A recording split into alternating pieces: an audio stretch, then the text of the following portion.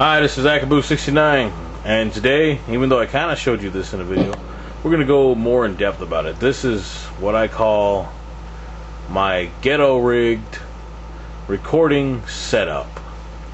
I don't have an SM57, but guess what? I figured out how to still record my amplifier into the computer without it sounding like balls.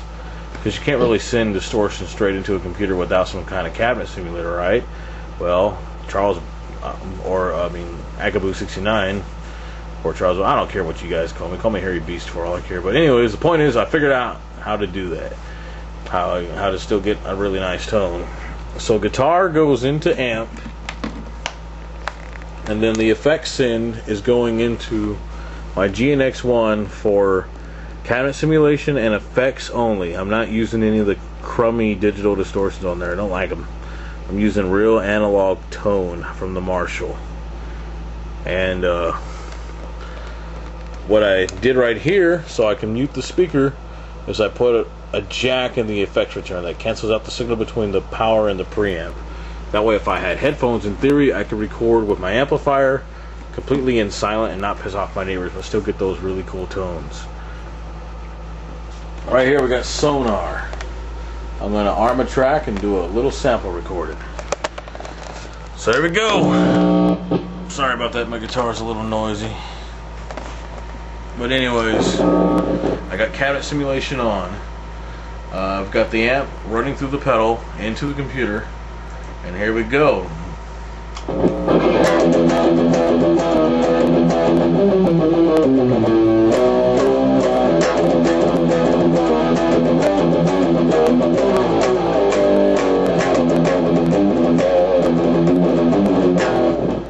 Well, that's a sample recording. Let's play it back. It's just me just messing around, you know. Nothing special.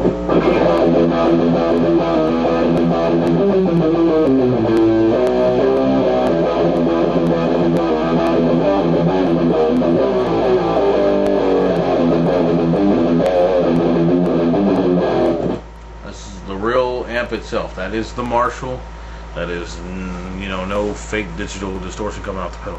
Now let me turn the cabinet simulator off and let me show you why you never want to record like this unless you're trying to be Buckethead. Because I first saw his stuff and he does got some weird tones. See how fried that is?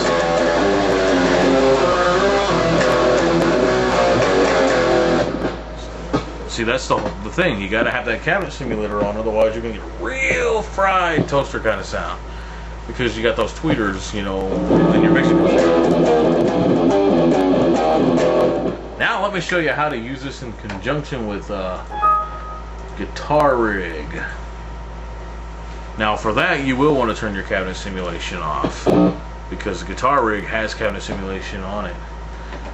And these are some good sounding cabinet models. I just got to get this bad boy loaded up. Alright. Whoa. I am loud.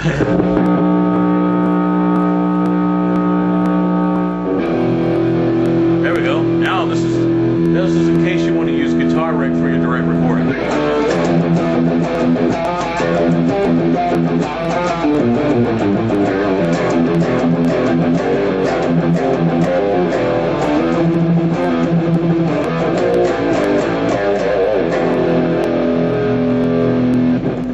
The thing is, I'm not using any of the amp models on the guitar rig. I'm strictly just using their speaker cabinet sounds. All the distortion is coming from the Marshall. I'm strictly using, just strictly doing that.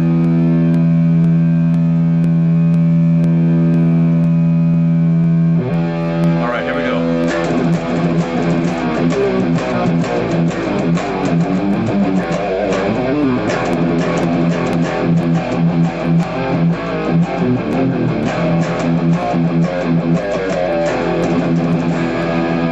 So that's pretty cool, actually. You're hearing straight up amp distortion. You're not hearing nothing digital except for the cabinet model itself. The Digitech now is still in the signal chain, but it's strictly just working as kind of a preamp router. And that's it, and unless I turn on the effects.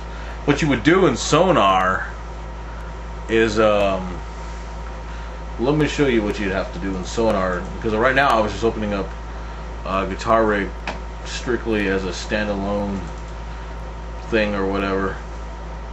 What you would do in Sonar, first let's open a session. If I can find one to open. This one's called Test 2. Okay. What you would do in Sonar is if you wanted to load Guitar Rig in, you would have to click on this thing that says effects. You know, you probably can't even see it because it's real pixelated, but you would click on effects, you go to VST, you load Guitar Rig. What you would do is record a dry sound, and let me set that up real fast and I'll be right back and I'll show you what it sounds like. Alright, I'm back. I just had to set it up real fast. Okay, I'm going to record a dry signal real fast, and the canvas simulation will be added to it.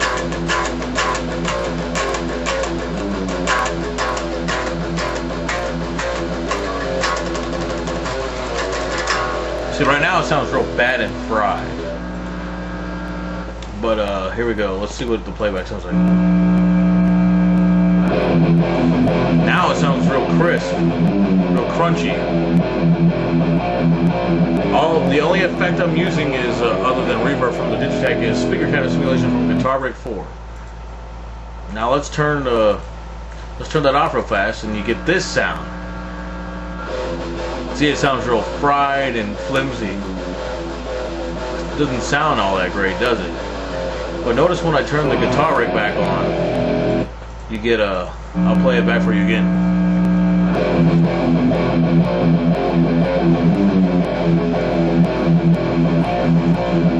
A lot of really cool stuff you can do. You don't ever have to really mic your amp if you know what you're doing. And if you have the right software, that is. I understand not everybody can afford Guitar Rig 4, well, neither can I. It was given to me somehow. We're not going to go into details of where it came from. But, you know, it's direct recording. Yeah, I know a lot of purists out there might be like, well, that's not cool, that's like cheesy. Well, yeah, probably. But personally, direct recording to me is like my best friend, so to speak. I can't afford an SM57. I just don't got that kind of money, and I don't really have a job right now because times are tough. I've been trying to find one, but that's another story. But direct recording, you know, who cares? You know, once you get something recorded, your audience is not going to care if your amp was mic'd or whatever, you know. All they're going to care is if the song rocks. If the song rocks is what matters. But the whole point of this video was to show you how to set up kind of a really cool way to record. I don't use the emulated line-out circuits on these Marshall MGs, and the reason is because their emulated line-out circuits are very, they're not that great sounding. They're supposed to imitate the feel of a speaker cap, but they don't quite cut it. Really what it does is just, it has some sort of filter that cuts out the treble in your tweeters, but you can still tell with the emulated line-out that you're coming out of a PA speaker. And it doesn't sound crunchy or organic like a guitar amp at all. But the cabinet simulation, on the other hand, sounds great. So that's why I do my setup the way I do.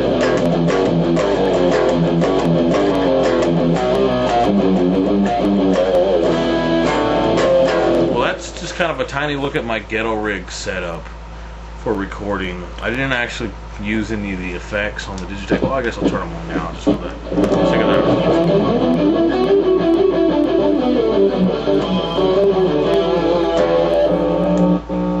Yeah, I know my amp's kind of noisy. And I'm going to load Guitar Rig one more time before we call this video an end.